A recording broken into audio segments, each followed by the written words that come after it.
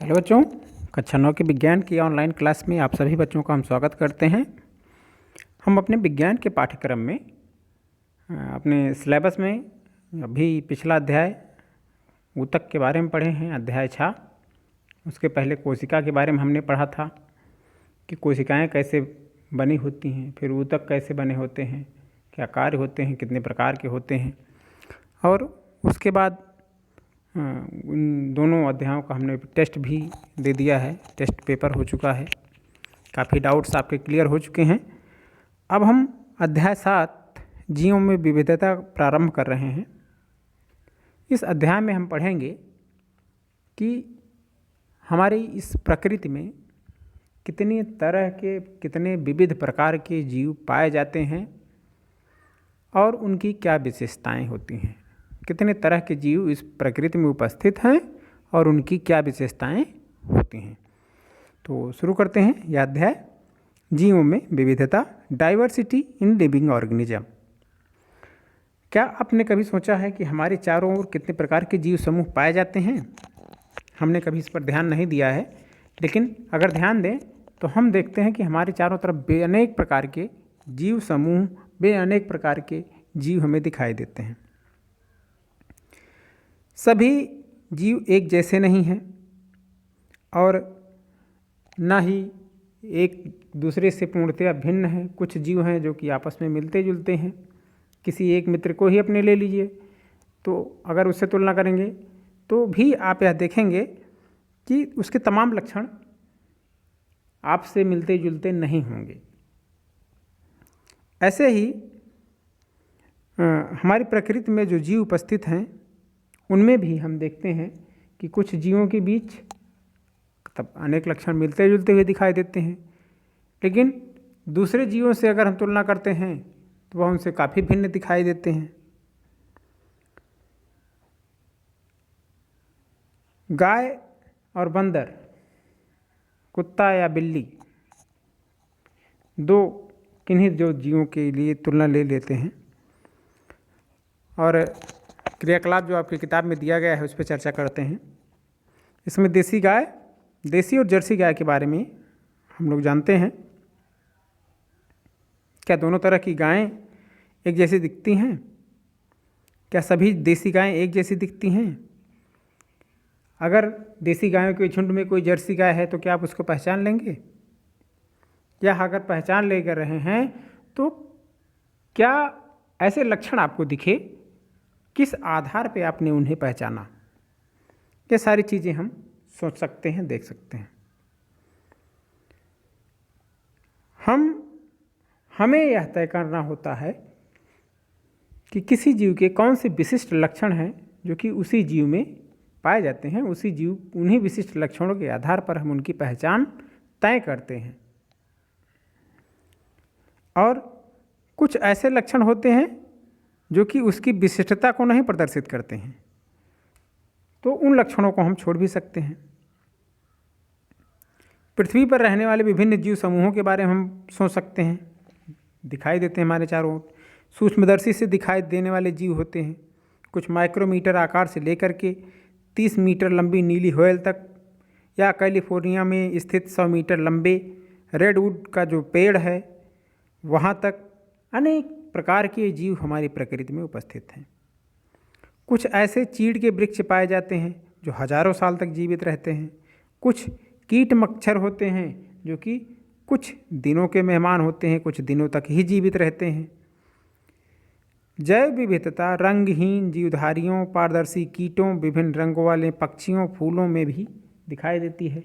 हजारों तरह के फूल, हजारों तरह के कीट, गिनतियाँ नहीं है, संख्या हजार नहीं कह सकते हैं, लाखों कह सकते हैं, करोड़ों कह सकते हैं। तो बहुत बड़ी विविधता हमें अपने प्रकृति में चारों ओर दिखाई देती है। हमें अपने चारों ओर की इस असीमित विभिन्नता को विकसित होने में, जो हमारे चारों ओर दिखाई दे रही है या विभिन्नता, इस विभिन्नता को विकसित होने में लाखों वर्षों का समय लगा है। इन सभी जीवधारियों को जानने और समझने के लिए हमारे पास समय का बहुत छोटा हिस्सा होता है। लाखों करोड़ों वर्ष हम थोड़े जीवित रहेंगे कि धीरे धीरे अध्ययन करते रहेंगे। हमारा ही जीवन काल है तो एक बहुत छोटा समय होता है। इसी बहुत छोटे से समय में, जितने समय में हम अध्ययन कर रहे हैं, इन सभी जीव समूहों के बारे में, जीवों में पाई जाने वाली विविधता के बारे में हमें अध्ययन करना होता है। तो अगर हम एक एक कर विचार करें तो ऐसा संभव नहीं है कि एक जीव का हम अध्ययन करें, पूरा जीवन बीत जाएगा, हम अध्ययन नहीं कर पाएंगे। हम करते क्या हैं कि जो विभिन्न प्रकार के जीव दिखाई देते हैं, जो मिलते जुलते जीव हैं, जिनके लक्षण हमें मिलते जुलते दिखाई देते हैं, उन्हें हम विभिन्न वर्गों में रखते हैं। और जब एक वर्ग में एक तरह के जीव, जैसे आपकी रसोई में बर्तन होते हैं, गिलास एक जगह, थाली एक जगह, चम्मच एक जगह, कटोरी एक जगह, तो आपसे जब बात की जाती है किसी भी चीज़ के बारे में, चम्मच लेना, तो चम्मच वाली जो आकार है, प्रकार है, उसके आपके दिमाग में आ जाता है। उसी तरह जब हम जीवों को उनके मिलते जुलते लक्षणों के आधार पर समूहों में रख लेंगे, तो जब उस लक्षण वाले जीव की बात होगी तो हम उस समूह के बारे में समझ जाएंगे कि हम इस समूह पर बात कर रहे हैं। और हम उस विशेष जीव का अध्ययन न करके उन विभिन्न वर्गों और समूहों का अध्ययन करते हैं। जीवन के इन विभिन्न रूपों की विभिन्नता का अध्ययन करने के लिए उनकी भिन्नता के अनुरूप हम समूह बनाते हैं। और समूह बनाने के क्रम में हमें यह सुनिश्चित करना होता है कि वह कौन से विशिष्ट लक्षण हैं जो जीवधारियों में अधिक मौलिक अंतर पैदा करते हैं। कुछ मूलभूत ऐसे लक्षण होते हैं जो कि किसी एक विशेष जीव में ही पाए जाते हैं, दूसरे जीव में वो लक्षण दिखाई नहीं देंगे। तो उन मौलिक लक्षणों को, मौलिक अंतर को हमें विशेष ध्यान रखना पड़ता है। इसी आधार पे जीवधारियों के मुख्य विस्तृत समूहों का निर्धारण होता है। सामान्य तरीके से अगर हम समझें तो किसी भी समूह को बनाने के लिए किसी लक्षण को या कुछ लक्षणों को हम मूलभूत लक्षण मान लेते हैं। उदाहरण के लिए, आप एक मूलभूत लक्षण है 4 पैर वाले जीव, तो जितने 4 पैर वाले जीव हैं उन सभी जीवों को उस 4 पैर वाले जीव के समूह को हम बना देते हैं, जिसे टेट्रापोडा कहा जाता है, चतुष्पाद वाले वर्ग। तो कोई भी समूह बनाते समय हम उनका कोई ऐसा लक्षण होता है, विशेष लक्षण होता है, जिसको हम मुख्य आधार मानते हैं उस वर्ग का निर्माण करने के लिए, और उसी लक्षण के आधार पे हम उस समूह का निर्माण कर देते हैं। और उस लक्षण के अलावा फिर कुछ कम महत्वपूर्ण लक्षण होते हैं। कुछ जैसे एक चतुष्पाद वर्ग का समूह हमने उदाहरण में लिया है, तो 4 पैर वाले जीव भी एक समूह, मुख्य लक्षण हमने माना इस समूह को बनाने के लिए चतुष्पाद को, कि 4 पैर वाले जीवों का समूह। तो हमने 4 पैर वाले जीवों का समूह बना लिया, लेकिन अब 4 पैर वाले जीवों के सभी जीव एक जैसे तो हैं नहीं, कुछ छोटे हैं, कुछ बड़े हैं, कुछ भिन्न भिन्न प्रकार के लक्षणों को धारण करने वाले जीव हैं। तो फिर दूसरा लक्षण कोई मूलभूत लक्षण मानते हैं, और 4 पैर वाले जीवों में भी हम विभाजन करते हैं कि यह समूह इस तरह के जीवों का होगा। तो हम समूहों का निर्धारण जो है उससे अपेक्षाकृत कम महत्वपूर्ण लक्षणों के आधार पर करते हैं।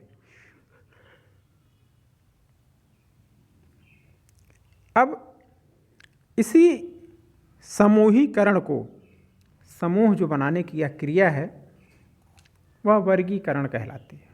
वर्ग बना रहे हैं हम, लक्षणों के, मिलते जुलते लक्षणों के आधार पर हम वर्गों का निर्माण कर रहे हैं। इसी क्रिया को हम वर्गीकरण के नाम से जानते हैं। और वर्गीकरण करने का मुख्य आधार क्या क्या होता है, हमें इसमें देखना है। जीवों के समूहों के वर्गीकरण का प्रयास काफ़ी प्राचीन समय से किया जाता रहा है। प्राचीन काल में एक वैज्ञानिक कहेंगे या विचारक कहेंगे, अरस्तु नाम के थे। उन्होंने जीवों का वर्गीकरण किया और उन्होंने 3 भागों में बांटा, 3 तरह के वर्ग बनाए। उनका मुख्य लक्षण था कि कौन जीव कहाँ रहता है, किस तरह के आवास में रहता है। उनके वर्गीकरण का मुख्य आधार था रहने का स्थान। अरस्तु के वर्गीकरण का मुख्य आधार क्या था? उन जीवों के रहने का स्थान। जैसे जो पानी में रहने वाले थे उनको जलीय जीव कहा, जल में रहने वाले जीव। जो जमीन पर रहने वाले थे उनको स्थल पर रहने वाले जीव कहा, और जो हवा में उड़ने वाले जीव थे उन्हें वायु में रहने वाले जीव के आधार पे उन्होंने 3 वर्ग बनाए कि ये वायवीय जीव हैं, ये स्थलीय जीव हैं, यह जलीय जीव होते हैं। तो शुरुआत उन्होंने की थी और 3 समूह बनाए थे। लेकिन इस आधार पर हम देखते हैं आवास स्थान के आधार पे, तो एक ही आवास स्थान में हमें बहुत महत्वपूर्ण लक्षणों को धारण करने वाले भिन्न भिन्न जीव दिखाई देते हैं। जैसे समुद्रों में जो रहने वाले जीव हैं, जैसे प्रवाल, व्हेल, ऑक्टोपस, स्टारफिश, शार्क, यह हैं तो जल में रहने वाले जीव, लेकिन काफ़ी मायनों में इनमें बहुत भिन्नता पाई जाती है। इन सभी में एकमात्र समानता है कि यह सब जीव पानी में रहने वाले हैं। तो अध्ययन और विचार के लिए इस आधार पर जीवधारियों को समूह में बांटना ठीक नहीं है कि उस समूह में जो जीव हम रखें उनके बाकी लक्षणों में बहुत ज़्यादा भिन्नता हो। इस तरह के समूह बनाना हमें समीचीन या सही प्रतीत नहीं लगा। इसीलिए हमने अरस्तु के इस वर्गीकरण को बहुत महत्व नहीं दिया। हमें यह निर्णय करना था कि किन विशिष्ट अभिलक्षणों के आधार पर हम बड़े वर्गों का निर्माण करें। उसके बाद हम कुछ अन्य लक्षणों के आधार पे उस बड़े वर्ग को उप समूहों में बांट सकते हैं। फिर और कुछ नए लक्षणों के आधार पे समूहों के भीतर और छोटी छोटी वर्गीकरण की प्रक्रिया करते हैं। उसको गण में, क्लास में, जाति में, वंश में, कुल में बांटते हैं। आगे वर्गीकरण कैसे होगा, इसको जानने से पहले कुछ और महत्वपूर्ण चीज़ें हमें समझनी हैं कि लक्षण क्या है। लक्षण का मतलब हम किससे लगाएं। जब हम जीव के किसी विविध समूह को वर्गीकृत करते हैं तो सबसे पहले हमें यह जानना होता है कि इस समूह के सदस्यों में क्या क्या समानताएं दिखाई देती हैं, जिसके आधार पर कुछ को एक साथ रखा जा सके। वास्तव में यही उनका लक्षण और व्यवहार होता है, या कहें कि यही उन जीवों का रूप और कार्य होता है। मतलब जिन गुणों को देखकर हम उनको समूहों में रखते हैं उन गुणों को ही लक्षण कहा जाता है। किसी जीव के लक्षण से तात्पर्य उस जीव का कोई विशिष्ट रूप या कार्य होता है जो कि उसी जीव में पाया जाता है, उसे हम लक्षण कहते हैं। उदाहरण अगर हम दें तो हम में से ज़्यादातर लोगों के एक हाथ में 5 अंगुलियां होती हैं। मतलब यह एक विशिष्ट लक्षण है। उसी तरह हमारे दौड़ने की क्षमता और पेड़ पौधे हैं उनके ना दौड़ पाने की क्षमता भी एक लक्षण है कि वह स्थिर रहते हैं, हम दौड़ लेते हैं, या कुछ महत्वपूर्ण लक्षण हैं। कुछ ऐसे लक्षण होते हैं जिन्हें हम मौलिक लक्षणों के रूप में मानते हैं। कुछ की मौलिक लक्षण माने वह लक्षण होते हैं जो कि सिर्फ उसी जीव में पाए जाते हैं। विचार करें कि एक पत्थर की दीवार कैसे बनती है। दीवार में प्रयोग में लाए गए पत्थर विभिन्न आकार प्रकार के होते हैं। यहाँ ध्यान देने की बात है कि ऊपर की ओर लगे हुए पत्थरों का आकार प्रकार नीचे के पत्थरों को प्रभावित नहीं करेगा, लेकिन नीचे के स्तर पर नींव में जो पत्थर होते हैं उनका आकार उनके ऊपर वाले पत्थरों का आकार अवश्य प्रभावित करता है। मतलब है कि अगर बड़े पत्थर के ऊपर छोटे पत्थर रख के जोड़ दिए जाएं तो कोई फर्क नहीं पड़ता, लेकिन अगर नीचे छोटे पत्थरों को नींव की तरफ रख दिया जाए, ऊपर बड़े बड़े पत्थर रख दिए जाएं तो संतुलन नहीं बन पाता है। तो उसी तरह जब हम समूह बनाते हैं, उदाहरण हमने इसीलिए दिया कि बड़े पत्थर हमेशा नीचे रखे जाते हैं, तो जब हम समूह बनाते हैं सबसे पहले तो एक बड़ा समूह बनाते हैं। बड़ा समूह फिर बांट करके छोटे छोटे समूहों में बांटते हैं, फिर उस छोटे समूह को और छोटे छोटे समूहों में बांटते हैं जीवों के मिलते जुलते लक्षणों के आधार पे। कोई एक बड़ा लक्षण लेते हैं जो कि सभी जीवों में पाया जाता है, उनको एक समूह बनाते हैं। फिर कोई ऐसा दूसरा मूलभूत लक्षण लेते हैं, उन जीवों का समूह बनाते हैं। तो इस तरह जैसे सबसे निचले स्तर पर लगे जो पत्थर हैं वह जीवों के उन लक्षणों के समान होते हैं जो जीवों के सबसे बड़े वर्ग को निर्धारित करते हैं। यह लक्षण जीव के किसी दूसरे भी संरचनात्मक तथा क्रियात्मक लक्षण से स्वतंत्र होते हैं, लेकिन उसके बाद के स्तर के लक्षण पहले के स्तर के लक्षण पर तो निर्भर रहते हैं तथा बाद के स्तर के प्रकार को निर्धारित करते हैं।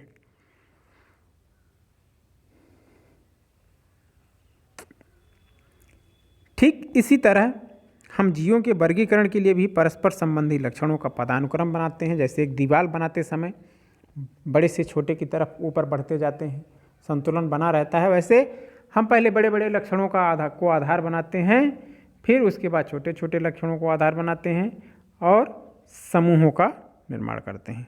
लेकिन कभी भी ऐसे लक्षण को आधार नहीं बना सकते हैं जिस तरह अरस्तु ने बनाया था कि जल में रहने वाले वायु है, तो एक आधार यह भी वर्गीकरण का, लेकिन इससे हम बहुत अच्छा ज्ञान प्राप्त नहीं कर सकते हैं कि जल में रहने वाले जीवों के बारे में अध्ययन कर लें तो सभी जलीय जीवों का ज्ञान हमें प्राप्त हो जाएगा। तो लक्षणों का एक क्या करते हैं, पदानुक्रम बना लेते हैं। संरचनात्मक तथा क्रियात्मक लक्षण से स्वतंत्र होते हैं, लेकिन बाद के स्तर के लक्षण पहले के स्तर के लक्षण पर तो निर्भर रहते हैं तथा बाद के स्तर के प्रकार को निर्धारित भी करते हैं। ठीक इसी तरह हम जीवों का वर्गीकरण करते जाते हैं और परस्पर संबंधी लक्षणों का एक पदानुक्रम बना लेते हैं, जिसे वर्गीकरण पदानुक्रम कहा जाता है। आजकल हम जीवों के वर्गीकरण के लिए कोशिका की प्रकृति से प्रारंभ करते हैं, जो कि सजीवों के निर्माण की सबसे छोटी इकाई है। आप अध्याय 5 में पढ़ चुके हैं।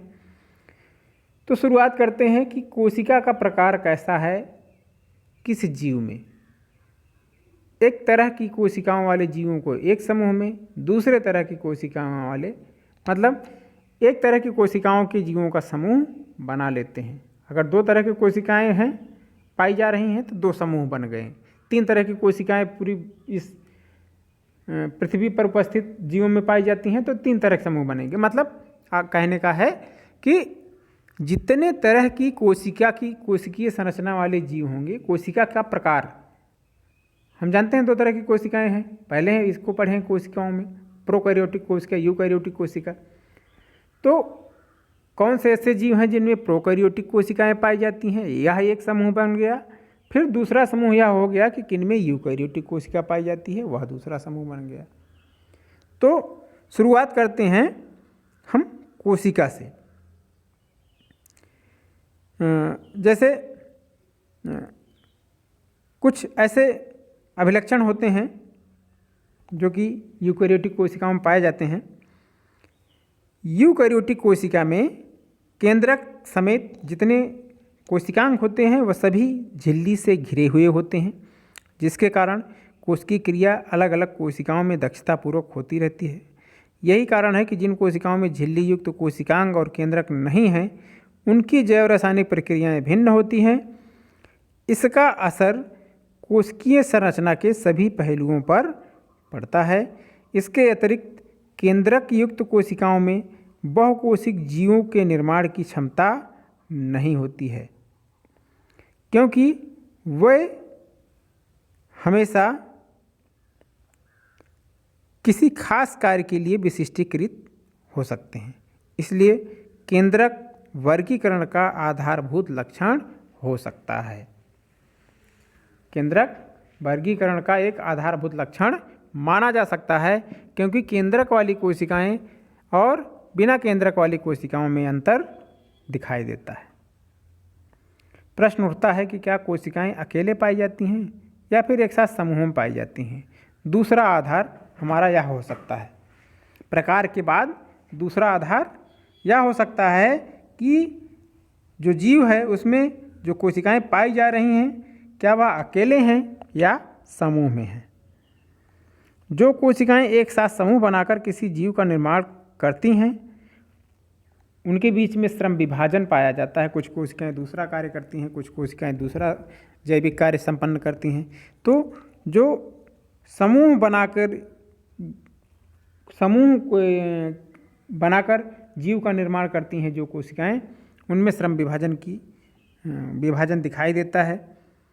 शारीरिक संरचना में सभी कोशिकाएं एक समान नहीं होती हैं, बल्कि कोशिकाओं के कुछ समूह कुछ खास कार्यों के लिए विशिष्टीकृत हो जाते हैं। यही वजह है कि जीवों की जो शारीरिक संरचना में इतनी विभिन्नता होती है।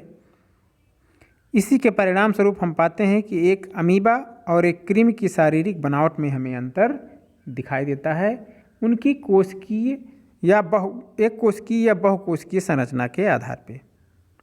एक आधार तो कोशिकीय आधार हो गया कि कोशिकाएं केंद्रक वाली हैं कि बिना केंद्रक वाली हैं। दूसरा कि एकल रूप से हैं कि समूहों में हैं।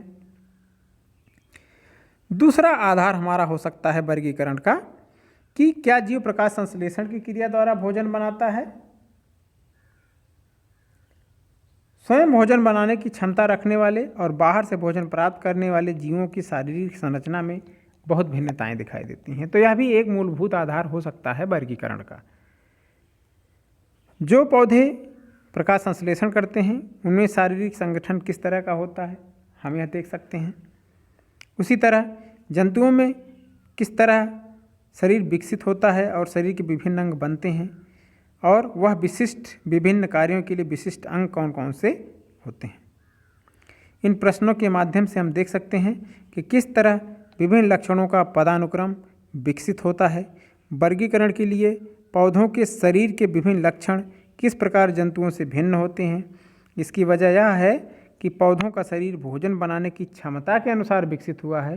जो अंतर हम देखते हैं जंतुओं में पौधों में, पौधों का जो शरीर है उनमें भोजन स्वयं बना लेने की क्षमता के अनुसार उनका विकास हुआ है, लेकिन जंतुओं में ऐसा नहीं होता है। उनमें उनकी शारीरिक क्षमता का विकास इस तरह हुआ है कि वह बाहर से भोजन ग्रहण करेंगे। यही लक्षण वर्गीकरण के दौरान हम देखते हैं और इन्हीं के आधार पर समूहों, उपसमूहों और फिर बाद में छोटे छोटे समूहों का निर्माण करते हैं एक बड़े समूह से। तो यह थी आज की क्लास, जिसमें हमने पढ़ा कि आपका वर्गीकरण का आधार क्या हो सकता है और दूसरी बात कि जीवों में विविधता क्या होती है।